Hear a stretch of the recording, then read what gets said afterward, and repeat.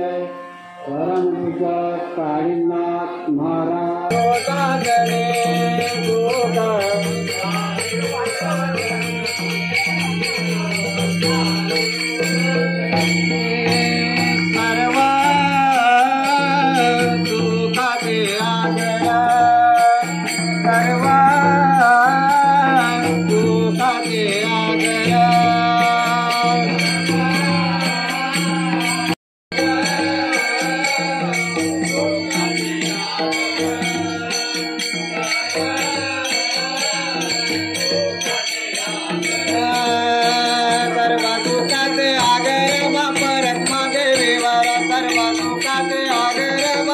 Sir काय सांगाल, आज आषाढी एकादशी निमित्त आपण इकडे आलात, देखावा खूप सुंदर असा इथे करण्यात आलेला आहे भक्तांसाठी, काय सांगाल?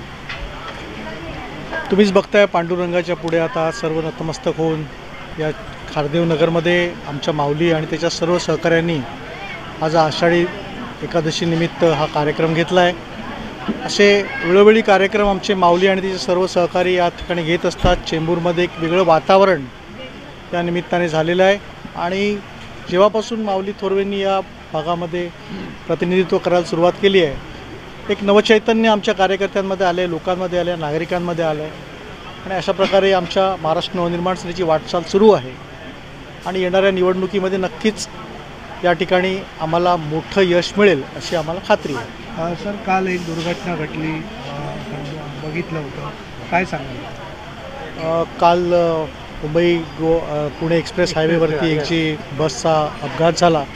खरं म्हणजे ट्रॅक्टरला त्या रस्त्यावरती परवानगी नसताना देखील ट्रॅक्टर कसा काय त्या रस्त्यावर गेला, म्हणजे सरकारची ही दिरंगाई आहे आणि त्यापायी आमचे भक्त मंडळींना आज या ठिकाणी जीव गमवावे लागलेले आहेत आणि त्यासाठी महाराष्ट्र नवनिर्माण सेना नक्कीच आवाज उठवणार आहे। आमच्या अविनाश जाधव यांनी त्या ठिकाणी मदत केली आणि अशा प्रकारे राजसाहेब आता येतील त्यावेळी या विषयावरती बोलतीलच।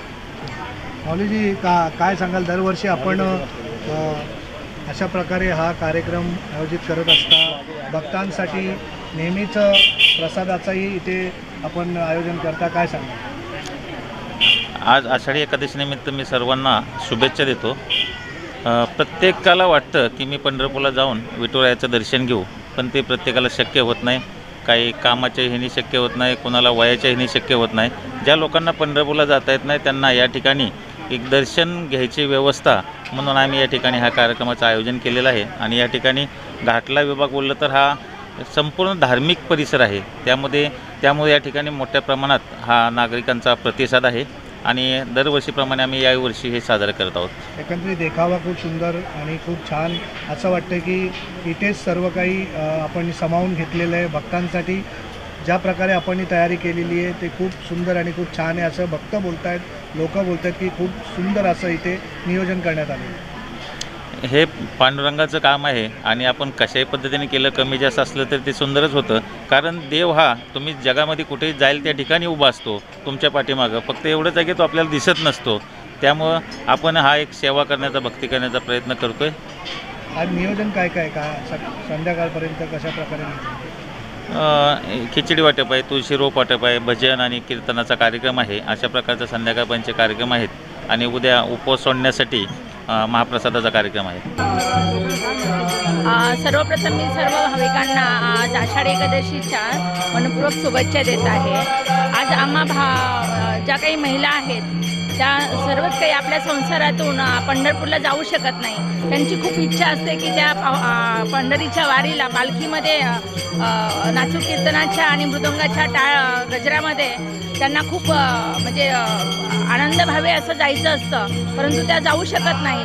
मग त्यांच्यासाठी हा जो काही सोहळा इथे घाटला परिसरामध्ये मनसेकडून करण्यात आला आहे, त्याचा रंग काही आगळा वेगळा होऊन असं वाटत आहे की इथे म्हणजे पंढरीच अवतरली आहे।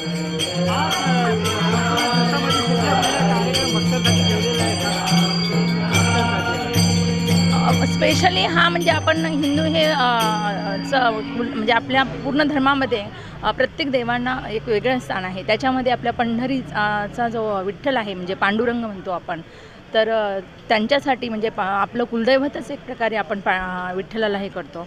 त्यामुळे जे काही हे निर्माण केलं आहे आषाढी एकादशीच्या एकादशी निमित्त, तर तो हा काही म्हणजे नाचू कीर्तनाच्या अंगी हा आपल्याला आपल्या संतांनीच सांगून दिलेला आहे आणि तेच आपण करतो आहोत त्यांच्या मागे. किन किन चीज़ों का कार्यक्रम होने वाला है, जैसा कि क्या क्या मतलब अभी सुबह पहिले सगळ्यात पहिले इकडे आपण म्हणजे स्थापना केलेली आहे, विठ्ठलाचा अभिषेक केलेला आहे यांचा.